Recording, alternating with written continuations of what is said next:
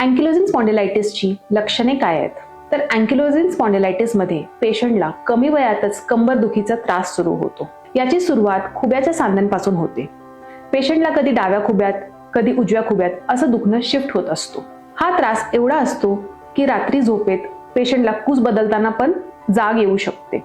सकाळी उठल्यानंतर कमरेत खूप अकडल्यासारखं किंवा जखडल्यासारखं वाटते पेशंटला आणि पेशंटला बेडवरून उठायला भरपूर त्रास असतो. बरेच पेशंट असे म्हणतात की आम्हाला सकाळी काहीतरी स्ट्रेचिंग, व्यायाम वगैरे केल्यानंतरच बेडवरून आम्ही उठू शकतो. यामध्ये जास्त करून मणक्यांच्या सांध्यांमध्ये त्रास होतो. पण काही पेशंट असे पण असतात ज्यांना मणक्यांच्या सांध्यासोबत हातापायांच्या इतर सांध्यांमध्ये पण हा त्रास होतो.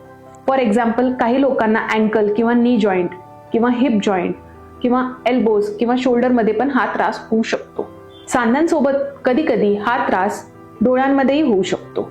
डोळ्यांमध्ये सूज येणं, यालाच युव्हिटिस असं म्हणतात. हा त्रास अँकिलोजिंग स्पॉन्डिलायटिसच्या पेशंटला होऊ शकतो. या व्यतिरिक्त कधी कधी अँकिलोजिंग स्पॉन्डिलायटिसचा प्रादुर्भाव आपल्याला आतड्यांवर पण दिसू शकतो.